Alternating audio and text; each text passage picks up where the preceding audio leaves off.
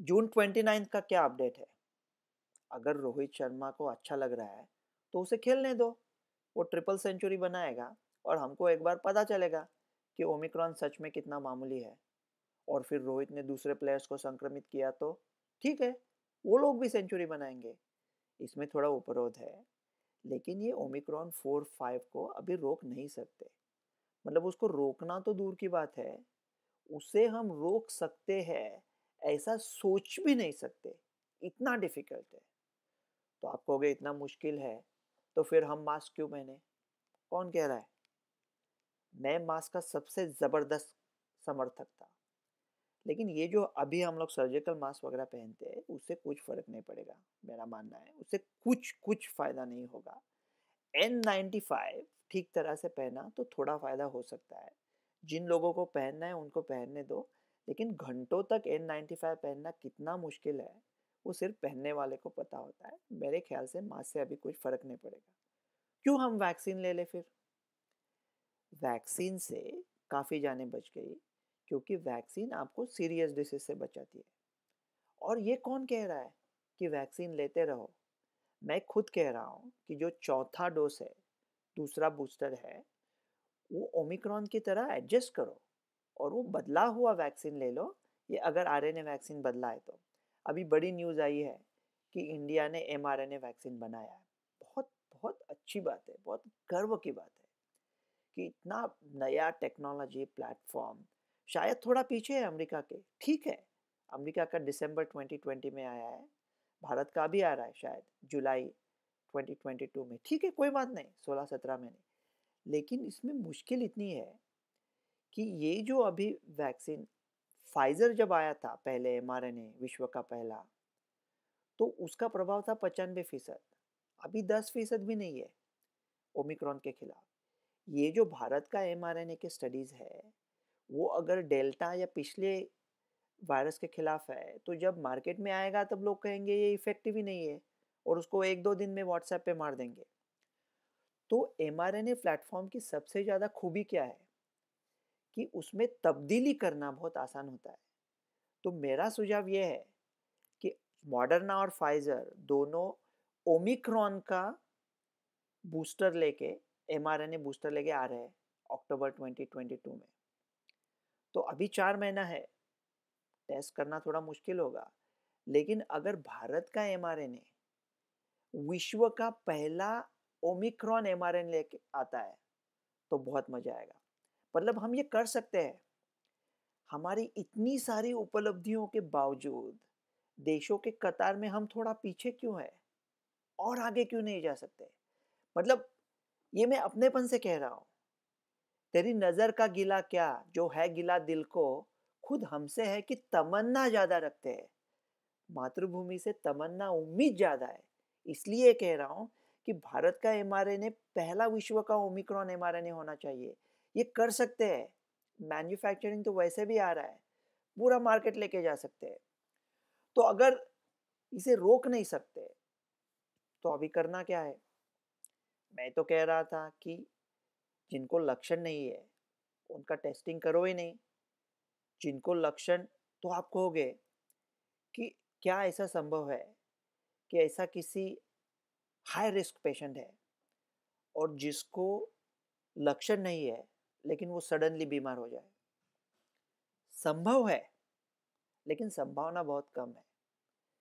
तो मैं तो कहता हूँ लोगों की ये जो वर्गवारी, जो बंटवारा होता है लक्षण वाले और बिन लक्षण वाले, ऐसा करना ही छोड़ ही दो अभी। डॉक्टर रवि गोडसे, @डॉक्टर गोडसे रवि 1, जो कि मेरा ट्विटर हैंडल है, कहाँ गया? उसके ऊपर क्या कह रहे हैं कि लोगों को बंटवारा करो हाई रिस्क और लो रिस्क। हाई रिस्क मतलब क्या? कि जिनको कोई ऑर्गन ट्रांसप्लांट हुआ है, कोई कैंसर की कीमोथेरेपी चल रही है, डायलिसिस चल रहा है, बहुत ज़्यादा डायबिटीज़ है, वजन बहुत ज़्यादा है, सीओपीडी है, बड़े स्मोकर थे, ऐसे लोग हाई रिस्क, उनका एक लिस्ट बना है। तो आप क्या कहोगे, लो रिस्क लोगों का टेस्टिंग करे ही ना? हाँ, वो मैं कह रहा हूँ। मगर जो लक्षण नहीं है उनका टेस्टिंग मत करो। जिनको लक्षण है वो अगर लो रिस्क है तो उनका भी टेस्टिंग मत करो। तो आप कहोगे फिर वो बचाएंगे कैसे दूसरों को? वही तो बात है ना। वो घर पे रह सकते हैं, अगर उनको लग रहा है कोविड है तो शायद कुछ लोग टेस्ट भी कर सकते हैं।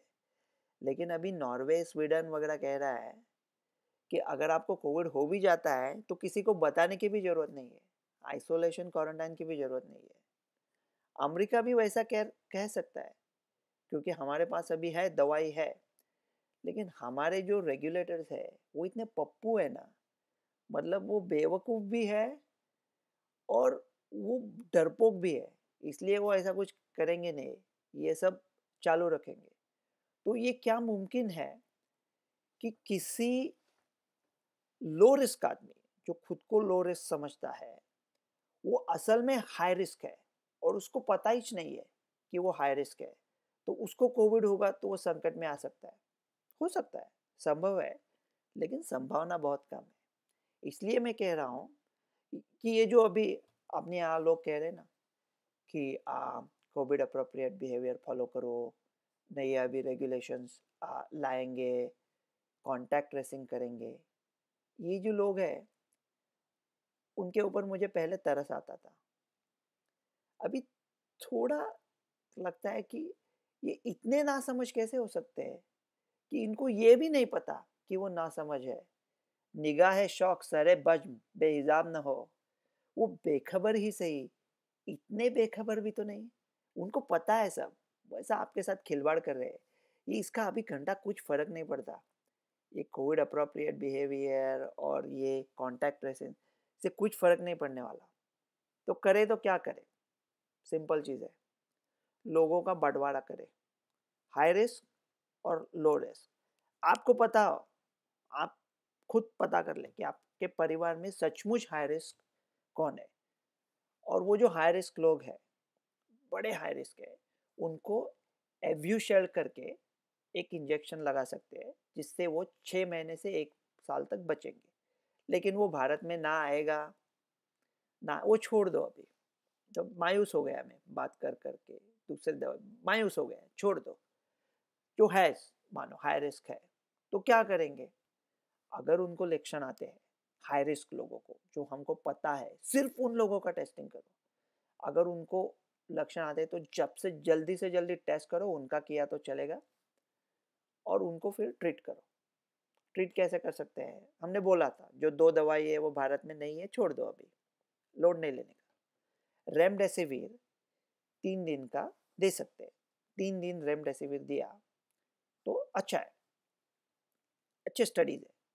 तो आप कहोगे चलो फिर, ये मैं कहने को डर रहा था, क्योंकि लोग फिर बाजार चालू करेंगे, ब्लैक मार्केटिंग होगा, रेमडेसिविर ये वो जाली करके बेच देंगे, क्योंकि वो डॉक्टर लोग पैकेज पकड़ा रहे हैं।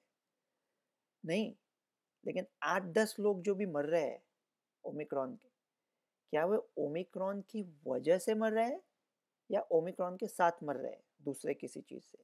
अगर वो ओमिक्रॉन की वजह से मर रहे हैं तो बड़े शर्म की बात है यार। इतना मामूली डिसीज़ है, फिर भी हम अपने 8-10 लोगों को क्यों गंवा रहे हैं डेली? उनको बचा सकते हैं। तो मेरा सुझाव यही होगा, हाई रिस्क लोगों की लिस्ट बनाओ, सिर्फ उनका टेस्टिंग करो, और उनमें से जो पॉजिटिव आते हैं वो ये जान ले कि ओमिक्रॉन वैसा ही मामूली है, वो जानलेवा नहीं है। अगर वो वैक्सीनेटेड है तो बहुत ही अच्छा है। लेकिन जो कुछ थोड़े लोग सीरियस हो सकते हैं, हमको पता नहीं वो कौन लोग हैं, अगर वो चाहते हैं तो अपने डॉक्टर के साथ बात करके ये 3 दिन रेमडेसिविर सोच सकते हैं। लेकिन मेरा तो मानना ये है ना, ये ज़्यादा अभी अपडेट वपडेट बनाने का ज़रूरी नहीं है। अभी अच्छा चल रहा है भारत का, डबल प्रोटेक्शन है, जैसा चल रहा है वैसा चलने दो। और ये कोविड वोविड अपडेट बनाने से अच्छा है हम लोग कुछ दूसरा करेंगे।